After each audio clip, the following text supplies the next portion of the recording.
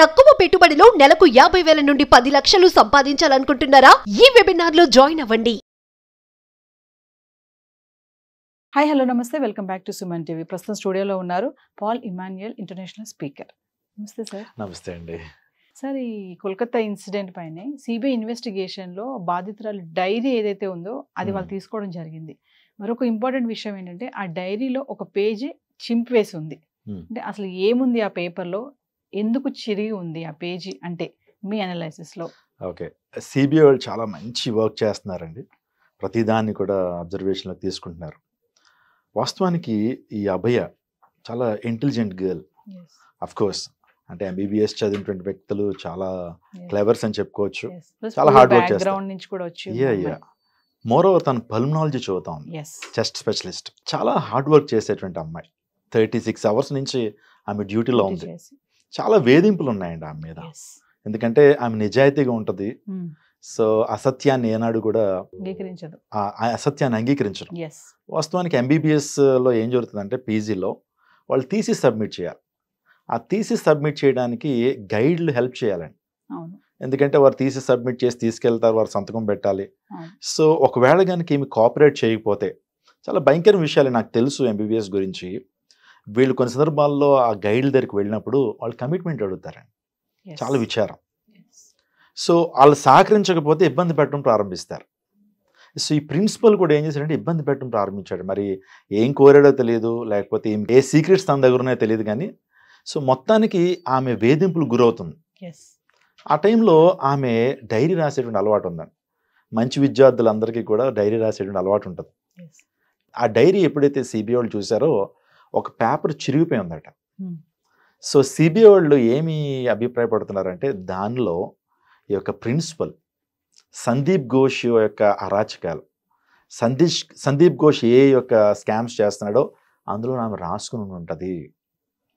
ఒకవేళ ఆ యొక్క డైరీలో అది ఉంటే కనుక అతను నేరం బయటపడుతుందనే ఉద్దేశంతో సో ఆ పేజీని చింపేశారు అనేటువంటి విషయం ధృవీకరణలోకి వస్తుందండి.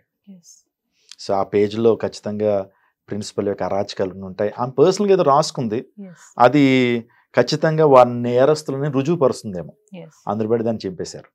సార్, చూసుకుంటే పేరెంట్స్ని ఒక ఛానల్ వాళ్ళు ఇంటర్వ్యూ చేశారు. ఆ ఇంటర్వ్యూ క్రమంలో వాళ్ళు చెప్పింది ఏంటంటే మా అమ్మాయి చాలా ఇంటెలిజెంట్ అండి. ఇప్పుడు నేను అన్నారు ఒక ఇంటెలిజెంట్ స్టూడెంట్ డైరీ మెయింటైన్ చేస్తారు, రోజు వారి వాళ్ళు జరిగే సంఘటనలు కానీ ఏవైనా సరే, వాళ్ళ పర్సనల్ అనుకోవచ్చు, మీరు అన్నట్టుగా డ్యూటీలో జరిగినటువంటి ఏదైతే టైమింగ్స్ ఉంటాయో, క్రమం ఉంటాయో, మీరు అన్న అరాచకాలు బయట పెట్టే అటువంటి సంఘటనలు కూడా షేర్ చేసుకోవచ్చు డైరీ అనేది. సో మా పాప ఏంటంటే ఇంటెలిజెంట్ ప్లస్ చిన్నప్పటి నుంచి డాక్టర్ అవ్వాలని ఒక కళ కూడా ఉంది అని చెప్తున్నారు. ఇప్పుడు మీరు చూసుకుంటే ఈ పేపర్లో ఒక డైరీలో ఒక పేజీ చిరిగిపోయింది అనేది ఒక ముఖ్య విషయం ఇక్కడ సిబిఐ ఇన్వెస్టిగేషన్లో తెలిసింది.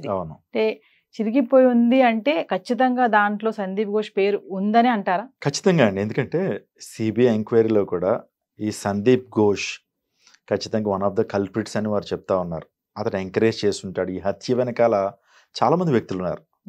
సో వ్యక్తులు ఎలా ఉన్నారు అనేటువంటి విషయం మనకి ఆ పోస్ట్ మార్టం రిపోర్ట్స్ ద్వారా ఈజీగా తెలుస్తుంది.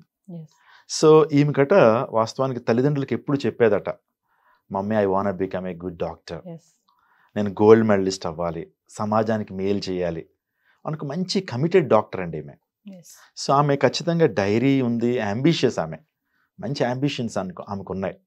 ఇటువంటి అభయాన్ని ఎంత బ్రూటల్గా చంపడం అనేటువంటిది వాస్తవానికి ఆమె శరీరం అంతా కూడా ఘాట్లేనండి. ఆ తర్వాత థైరాయిడ్ గ్లాండ్ పగలగొట్టారు, ఆ తర్వాత రిప్స్ పగిలిపోయినాయి, ఇంకా చాలా భయంకరమైన చిత్రహింసలు చేశారండి. ఆమెను ఒప్పుకోమని భయంకరమైన రీతిలో వేధించారు. ముందు వీడియో బయటకు వచ్చింది కదా, ఆ వీడియోలో ఆల్రెడీ ఈ గొంతు నూలిమినట్లుగా ఆ వీడియో బయటకు వచ్చింది.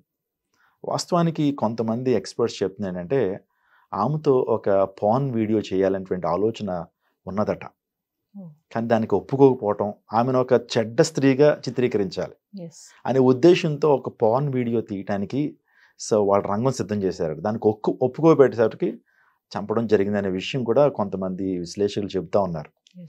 ఏదైనప్పటికీ అండి ఇటువంటి అరాచకాలు, ఇటువంటి భయంకరమైన సంఘటనలు భారతదేశంలో తరచూ జరుగుతూనే ఉన్నాయి. చట్టాల్లో మార్పు రావాలి, ఆ తర్వాత విధానాల్లో మార్పు రావాలి. గాంధీ మహాత్ముడు ఏనాడు చెప్పాడు, భారతదేశానికి ఎప్పుడు స్వాతంత్రం వచ్చినట్టంటే ఒక స్త్రీ భారతదేశపు రోడ్ల మీద నిర్భయంగా ధైర్యంగా నడిచినప్పుడే భారతదేశానికి స్వతంత్రం వచ్చింది అన్నాడు. Yes. అర్ధరాత్రి దాకా అక్కర్లా, మిట్ట మధ్యాహ్నమే స్త్రీ నిర్భయంగా తిరగలేకపోతా ఉంది. కాబట్టి ఈ యొక్క చట్టాల్లో మార్పు రావాలి, చాలా సీరియస్గా తీసుకోవాలి. ఈ కేసుని సుప్రీంకోర్టు కావచ్చు, సిబిఐ కావచ్చు, ఈడీ కావచ్చు, చాలా సీరియస్గా తీసుకుని దోషులను బయట పెట్టకపోతే ఇవి మరలా పునరావృతం అవుతాయి. Yes. సార్ ఇందాక ఒక విషయం అన్నారు, మెడికల్ స్టూడెంట్స్కి సబ్మిట్ చేసే ప్రాజెక్ట్ కానీ ఏదైనా రిపోర్ట్కి సిగ్నేచర్ చేయాలంటే పైన అథారిటీ వాళ్ళు ఖచ్చితంగా ఇలాంటి వాళ్ళని ఇబ్బందులు గురి చేస్తారంటారా? అంటే మీరు మాకు ఖచ్చితంగా అండి, ఎక్కడైనా సరే ఉమెన్ మీద దాడులు జరుగుతూనే ఉన్నాయి. మూవీ ఇండస్ట్రీ తీసుకున్న కాస్టింగ్ కౌచ్ అంటారు, ఆ తర్వాత వాళ్ళని కమిట్మెంట్ అడుగుతారు, ఇవి కూడా ప్రతి చోట ఉన్నాయండి.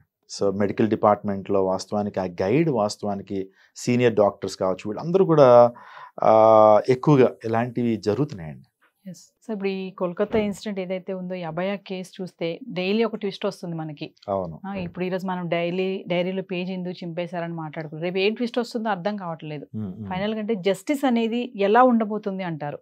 మీరు ఆల్రెడీ ఫాలో అవుతున్నారు కాబట్టి స్టార్టింగ్ నుంచి న్యూస్ ని, ఎలా ఉండబోతుంది అంటారు జస్టిస్? ఖచ్చితంగా సుప్రీంకోర్టుని మనం నమ్ముతామండి, సిబిఐని నమ్ముతాం. సో ఈ పరిస్థితుల్లో కూడా సిబిఐ ఖచ్చితమైనటువంటి తీర్పు ఇవ్వకపోతే ఇంకా భారతీయులుగా మనకి హోప్ లేనట్టే. సో ఈ కేసులో సరైనటువంటి తీర్పు ఇవ్వలేకపోతే ఇంకా మనకు భద్రత లేనట్టే అని చెప్పుకోవచ్చండి. నేను అనుకుంటా ఉన్న తల్లిదండ్రులు కూడా ఇదే ఎక్స్ప్రెస్ చేస్తున్నారు, మాకు సిబిఐ మీద నమ్మకం ఉంది, మాకు సుప్రీంకోర్టు మీద నమ్మకం ఉంది, మాకు గవర్నమెంట్స్ మీద నమ్మకం ఉంది. ఇంకొక ప్రాముఖ్యమైన విషయం ఏంటంటే మాకు ప్రైమ్ మినిస్టర్ మీద నమ్మకం ఉంది, ఖచ్చితంగా మాకు న్యాయం జరుగుతుందని ఆశిస్తున్నా ఉన్నారు. కొంతమంది చూసుకుంటే గతంలో నిర్భయ, తర్వాత దిశ, ఇప్పుడు అభయ అంటున్నారు. రేపు ఇంకొక పేరు పెడతారా, లేకపోతే ఇక్కడతో దీన్ని ఆపేస్తారా అని కొంతమంది ప్రశ్నిస్తున్నారు. దీనికి ఏం చెప్తారు సార్? ఏమోండి, రావచ్చండి. ఇది జరుగుతున్నప్పుడే ఇంకా చాలా రకరకాల కేసులు కల్కట్టాలో నమోదైనాయి.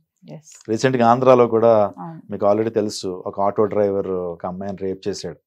ఇంత భయంకరమైన రీతిలో యాజిటేషన్ జరుగుతున్నా, ప్రొటెస్టులు జరుగుతున్నా, ఇంకా జరగాల్సిన జరుగుతూనే ఉన్నాయి. అంటే ప్రజల హృదయాల్లో మార్పు కావాలండి. ఎన్ని చట్టాలు వస్తున్నా, ఎన్ని సంస్కరణలు వస్తున్నా సరే మనిషి హృదయం మార్చబడకపోతే ఇవి జరుగుతూనే ఉంటాయి. ఇంకొకటి, సుప్రీంకోర్టు వాళ్ళు ప్రాస్టిట్యూషన్ లీగలైజ్ చేయటం, అది కూడా చాలా బాధాకరమైన విషయం.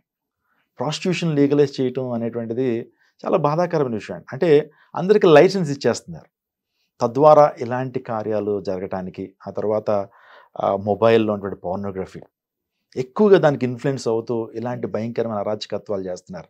సో సంజయ్ రాయ్ కూడా అతను ఫోన్ చెక్ చేసినప్పుడు అందులో అన్నీ కూడా పోర్న్ వీడియోస్ ఉన్నాయట. నిజంగా అవి చూస్తున్నటువంటి వ్యక్తి ఏదైతే చూస్తాడో చేయాలనుకుంటాడు, అందులో బట్టి అవకాశం దొరుకుతూ ఉంది. ప్రతి ఒక్కరు కూడా ఈ యొక్క సెక్సువాలిటీ మీద మీడియా కావచ్చు, లేకపోతే ఈ పోర్న్ వీడియోస్ ఎక్కువగా యవన సమాజం మీద పనిచేస్తున్నాయండి. అందుని బట్టి ఇటువంటి దాడులు, ఇటువంటి రేప్స్ జరుగుతున్నాయి. వేచి చూద్దాం సార్ జస్టిస్ ఎలా ఉండబోతుందో. Thank you sir. Thank you so much అండి.